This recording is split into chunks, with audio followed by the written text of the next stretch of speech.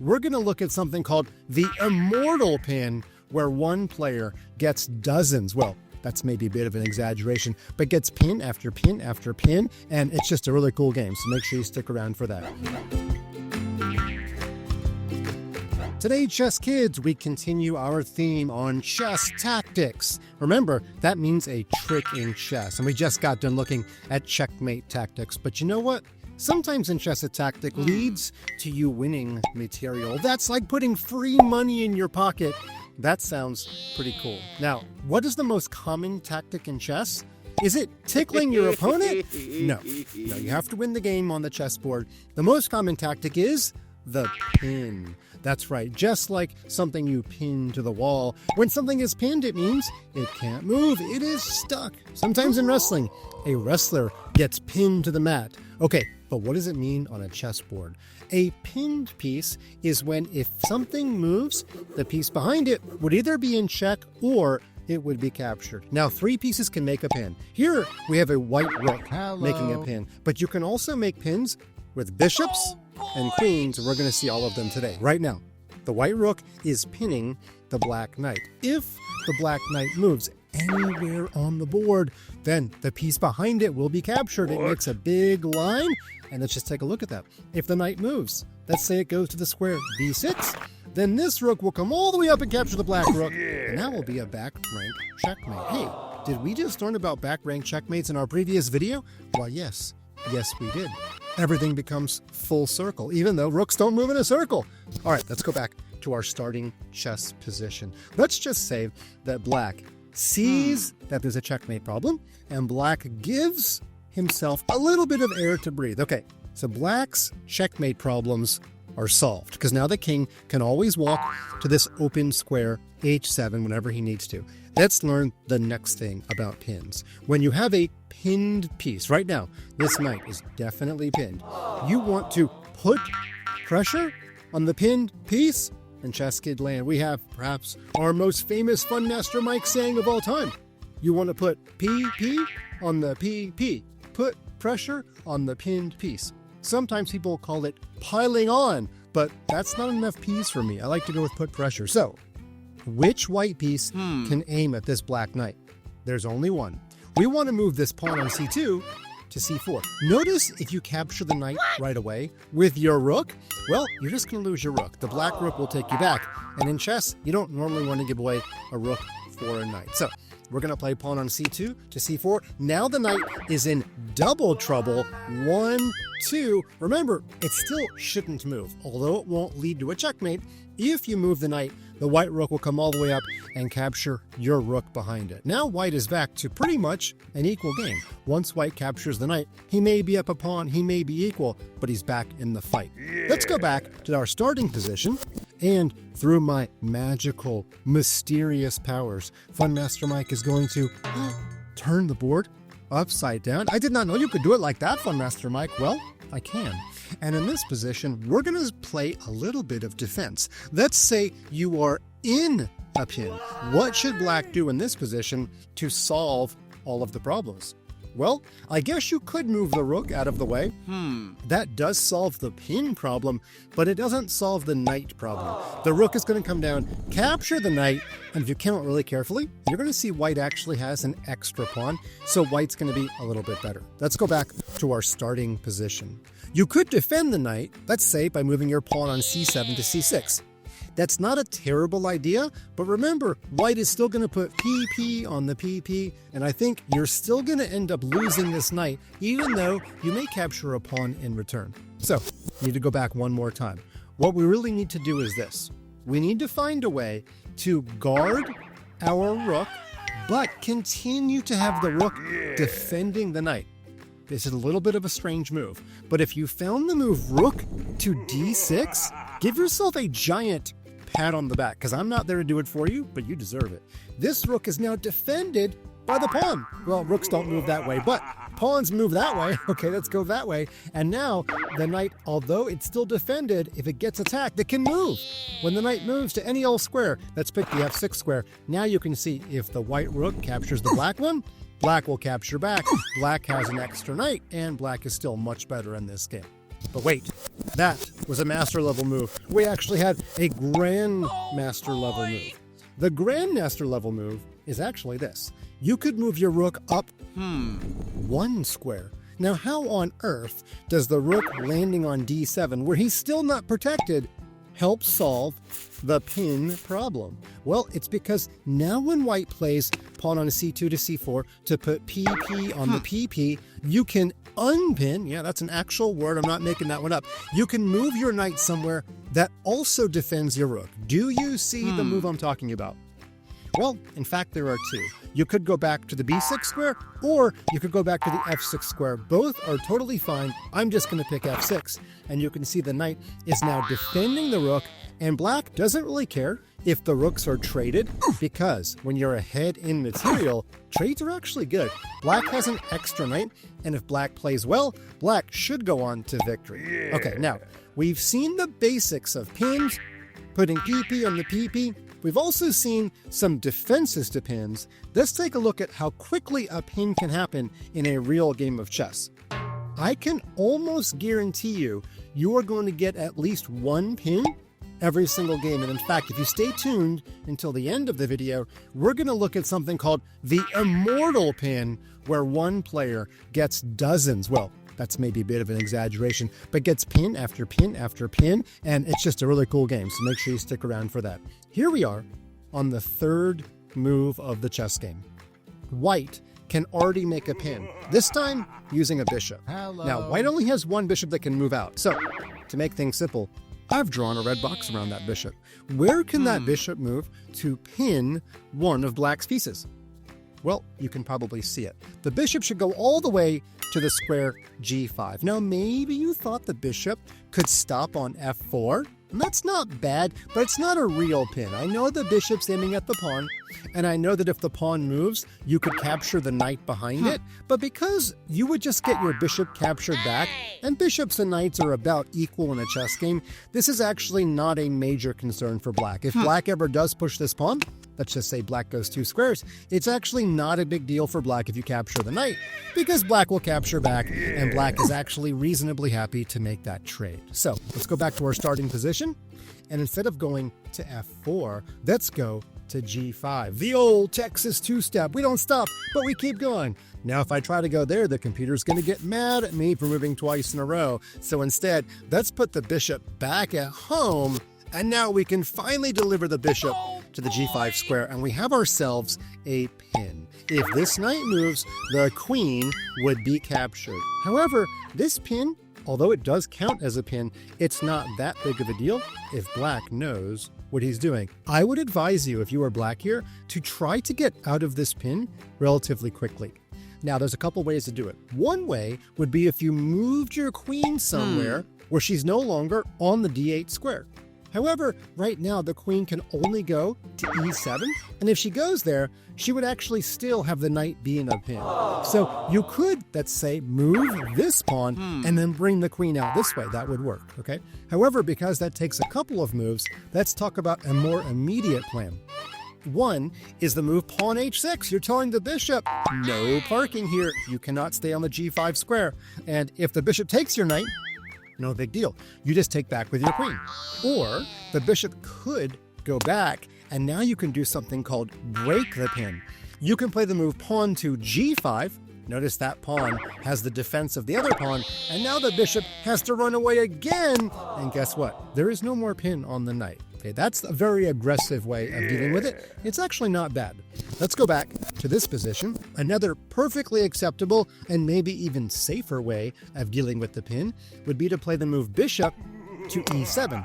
That breaks the pin in a different way. Now the knight can totally move, because if it does move, white will only be able to capture a bishop, and then the queen would just take back. It would be an equal trade. So here, we would not count the knight as being in a pin. If you do not break the pin, let's just go back and say you play some other move. I don't know, maybe this knight moves to c6, for example.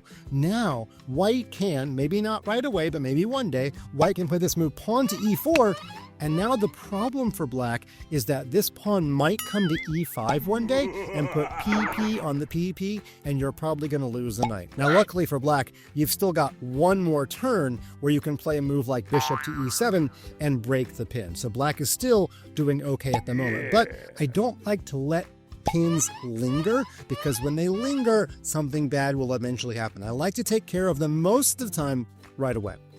Okay, we're going to move on to this position, and we're about to see not quite the immortal pin game. Remember, you've got to show some patience and stick around for the end of the video. But we're going to show a little game that Funmaster Mike made up that shows lots of pins and pin ideas right from the start. In fact, you're going to see 3 pins in the next 4 moves or so. Okay, black to move in this position, black's going to play the same pin that you just saw. Black's going to play the move bishop to b4, and this knight is definitely in a pin. By the way, we should talk about a couple different kinds of pins.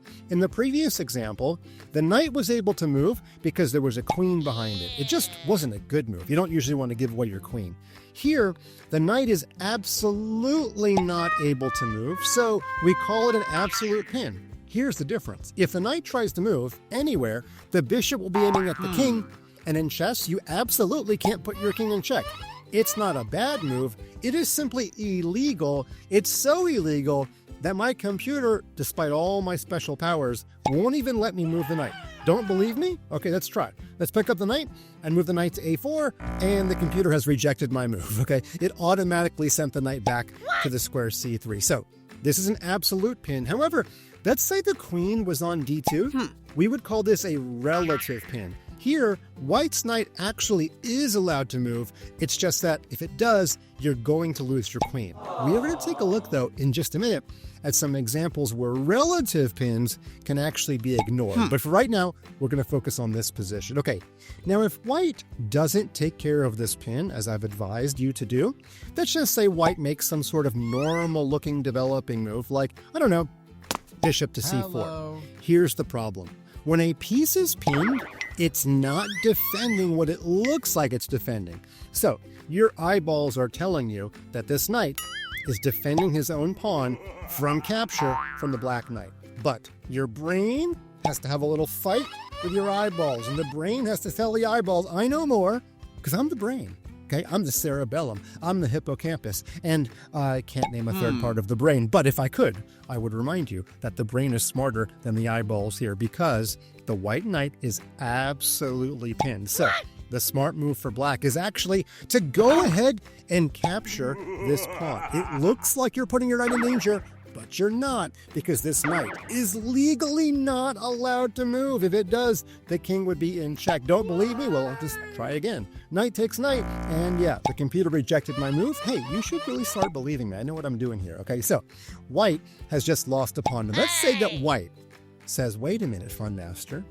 I am Chess Player 2.0. This is not my first rodeo. I'm going to pin your knight, because white has noticed that the black king has not castled and the e-file has no pawns on it. Chess masters in the know that that's called an open file. So white might play queen to e2, and white has just pinned your knight to your king. Uh-oh, and SpaghettiOs. You cannot move this knight right here because you've already learned to trust Funmaster Mike. If I try to move my knight, uh-oh, it's check. It is absolutely pinned. Now, black is actually going to get the last laugh, because black's just not going to sit there and let his knight be captured by the queen. Black can do one of two things. Now, one move to play here would be the very simple move, pawn to d5, guarding the knight. However, because this is a lesson on pins, we're going to play the super duper fancy move. In fact, it's actually the best move. It's not just fancy. Here, if black is up to his druthers, and by the way, I do not know what a druther is, okay? So please don't write to me, okay? It's just something we say. Black can actually castle the king. Remember, the king moves 2, and the rook jumps over, and here's the trick. Now the knight is not pinned anymore. Now, actually, this knight is in big trouble, because black has actually put PP on the PP, right? It's pinned, and the knight is threatening it, so it's in double trouble. And if white says, hey, you forgot about your knight, okay? Then black is going to say, wait a minute. You've left your king in the middle of the board. The e-file is open, and do you see a way for black to pin the white queen? I bet you do. Black just plays the move rook to e8, and this is a very, very common pin at the beginning of the game. Boys and girls, when you do not get your king out of the middle, and pawns start getting captured on the e-file, you have to watch out for this pin specifically on the queen, but also on other pieces. So here, white is going to lose the queen. If the white queen runs away, then white was putting himself in check. That's not allowed. And of course, if the white queen captures, the black queen is waiting there for backup, and black is doing much better with queen versus rook in this game. Okay, we're going to move on to this position, which is relatively simple at this point. But here is the lesson from this position. When you have a pin, and can you find it? Oh, I bet you already found it. The bishop is pinning the knight. You want to put PP on the PP with the smallest value piece that you can. Here's what I'm talking about. In this position, if you are white, queen to a4 is a decent move, but it doesn't actually work. Now here, the queen and the bishop are working together. That's called a battery, or if you're from Coventry, it's called a battery. And here, the knight is actually being attacked twice, because when the bishop captures, if you can see this, when the pawn captures back, the queen is there for backup, and the queen will come back and take at the end. However, because the queen is such a high-value piece, black can break the pin and defend the knight relatively simply by playing bishop to d7. And here, if you take the knight, no big deal. Black can take back with anything. Let's just pick the bishop. And of course, you don't want to keep capturing, because if you do, you are going to lose your queen and you're going to feel very silly and you're going to wish Fun Master Mike had warned you. But I did just warn you. So let's go back to our starting position, which is this one. What we want to do is put PP on the PP with the smallest value piece that we can. Now, I guess you could use your knight.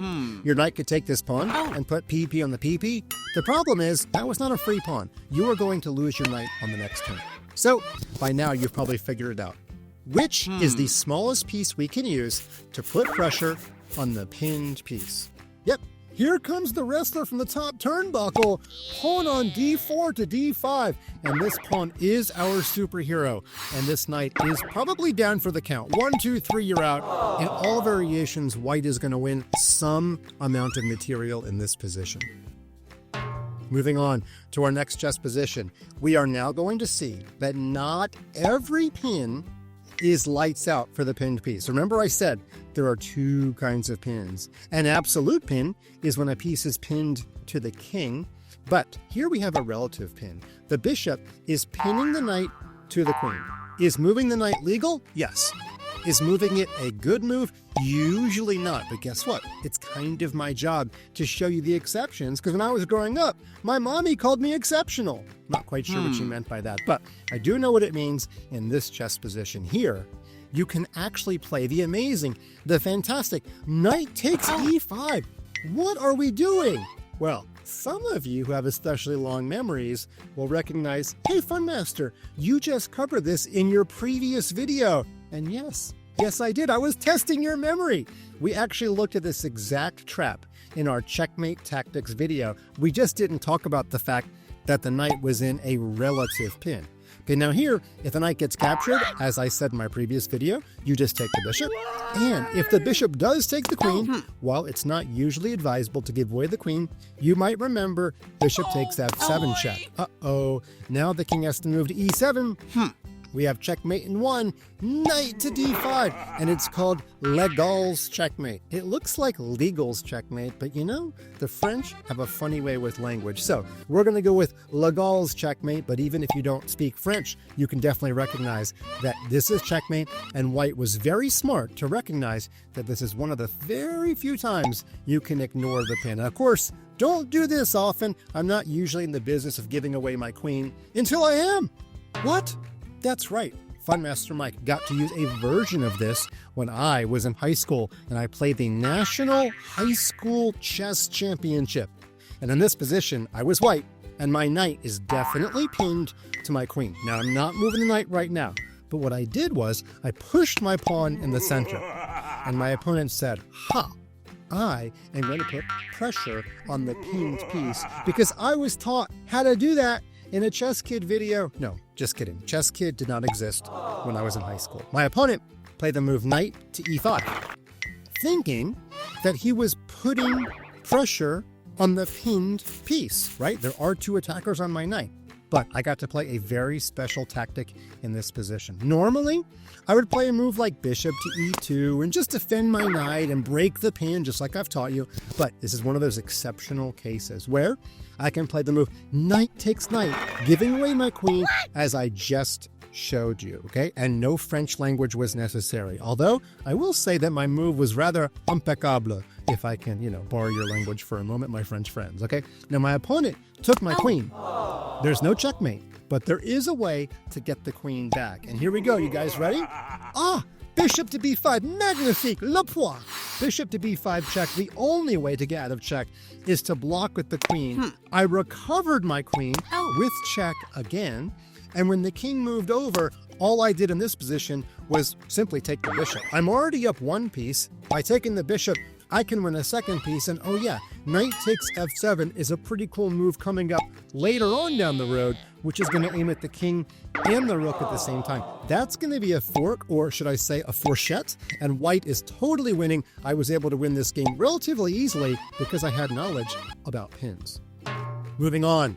We get to look at two more games, and yes, the immortal pin game is coming up, although I'm going to make a small argument that this should be called the immortal pin game, because to be immortal is forever.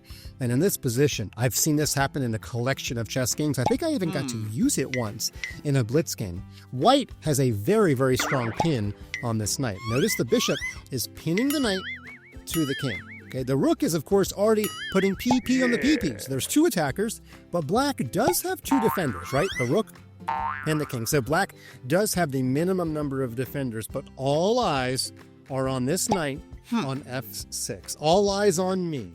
White, though, would be smart to actually take the knight with his larger piece. That's right, because that actually keeps the pin. If you take with your bishop, that is NBD, no big deal. Black will take back with the rook. And you better not just keep trading, because if you do, you're going to end up in an endgame where black actually has 4 pawns to your 3 pawns. Black is actually winning. So we need to go back to our starting position.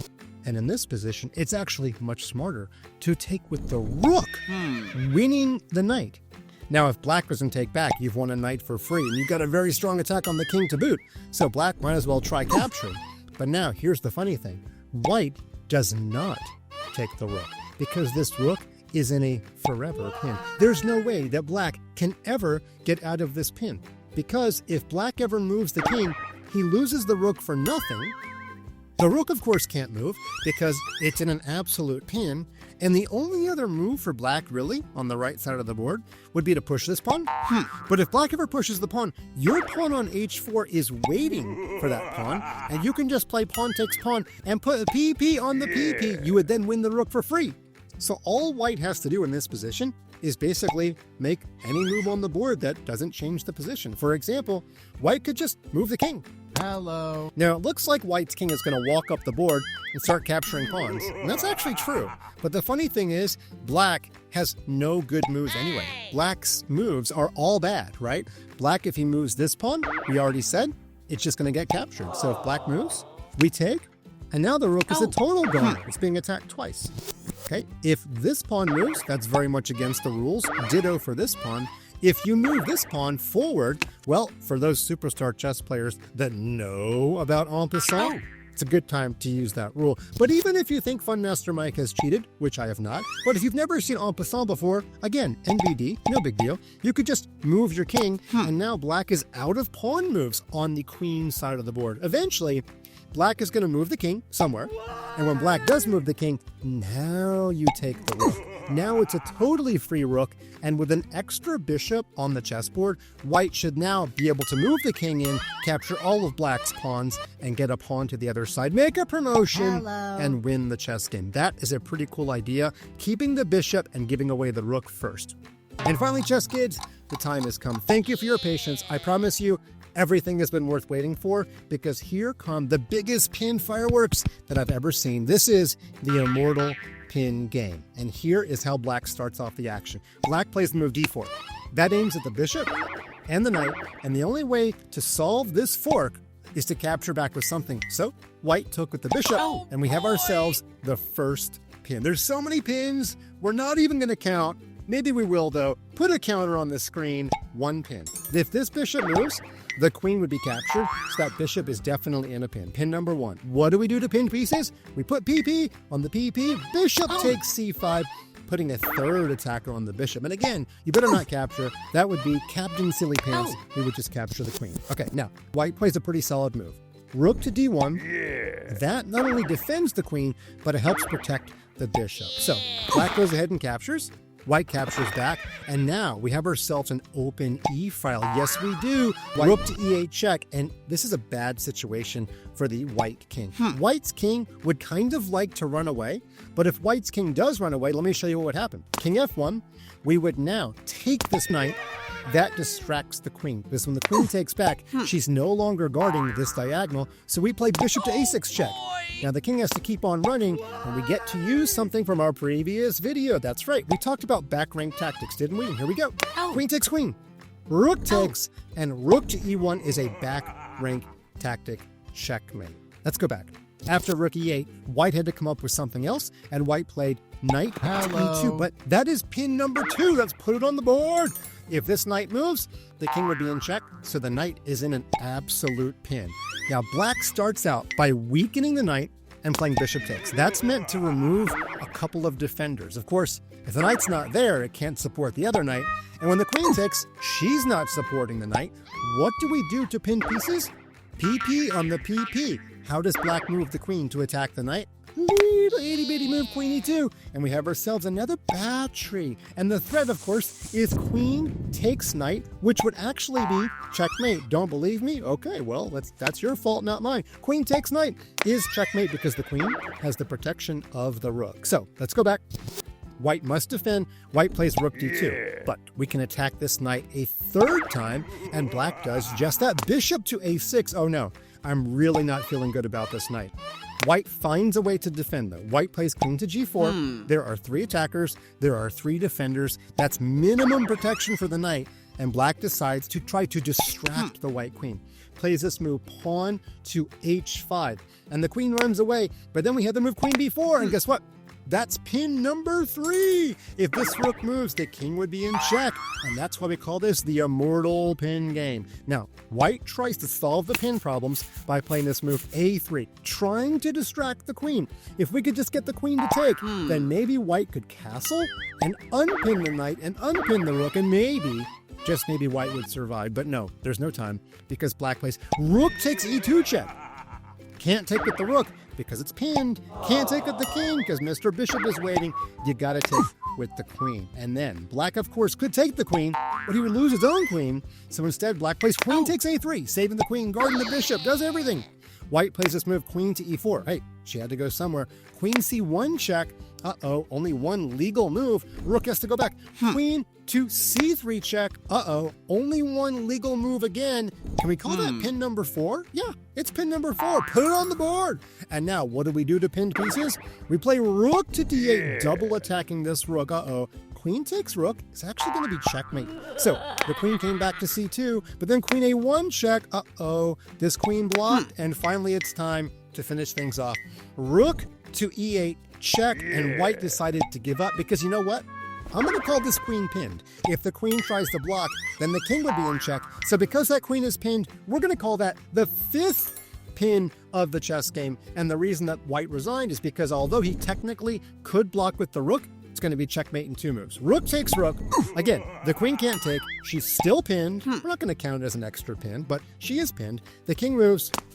Queen takes queen would be checkmate. What a stylish game. That's the immortal pin. That's everything I could ever possibly teach you about pins. Use it, learn it, put PP on the PP, and you will be a pin rock star, just like that guy jumping from the top turnbuckle.